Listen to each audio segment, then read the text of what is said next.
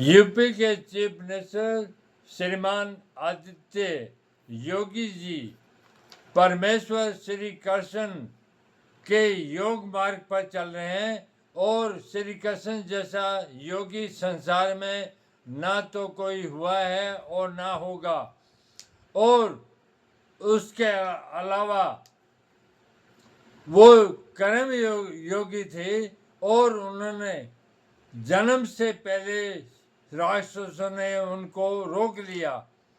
सगा मामा कंस कोख से निकलने से पहले तलवार लेके उनको मारने के लिए बैठा है। तो योगी का जीवन सामान्य नहीं होता, वो सामान्य पुरुष नहीं होता, उसके पास असंख्य शक्तियां होती है। भगवान श्री कृष्ण के बारे में तो मैं आपको लगातार बता ही रहा हूं।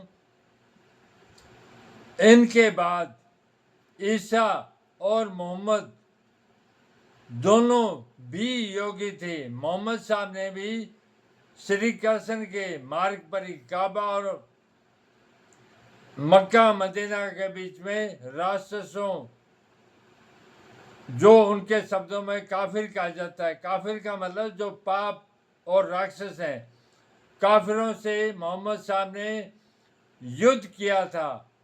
उन्होंने कोई धरती के धर्म की बात नहीं करी, वो एक सच्चे योगी थे और वो नहीं चाहते थे कि धरती पर उनके ज्ञान को लेकर जो उन्होंने उन पर खुदा ने, परमात्मा ने नाजिल किया था, उसमें कोई तफरका डाले। लेकिन समय के हिसाब से तफरका डल रहा है, लोग अलग अलग उसमें हो गए। जबकि श्री भगवान श्री कृष्ण, मोहम्मद साहब और ईसा का जो ज्ञान है वो हर मनुष्य के लिए, किसी विशेष समुदाय या आदमी के लिए नहीं है। जो इन तीनों को जानता है, जो इनके वचनों को, जो इन पर नाजिल हुए, परमेश्वर ने इनके पास भेजे हैं, जो इन पर चलता है वही सच्चा योगी है। मोहम्मद साहब ने भी श्री कृष्ण भगवान के रास्ते को ही मानते थे। वो इसी पर चलकर मक्के और मदीने के बीच में हजारों राक्षसों, काफिरों का नाश किया। वो श्री भगवान श्री कृष्ण ने मथुरा के आसपास राक्षसों का संहार किया था और ईसा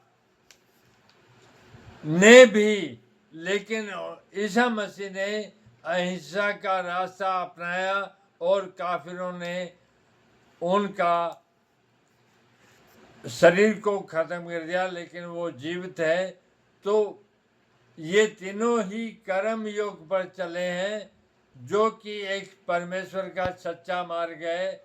जो इन तीनों को अलग अलग देखता है, जो एक परमात्मा को अलग अलग देखता है, वो देखता नहीं, वो अंधा होता है।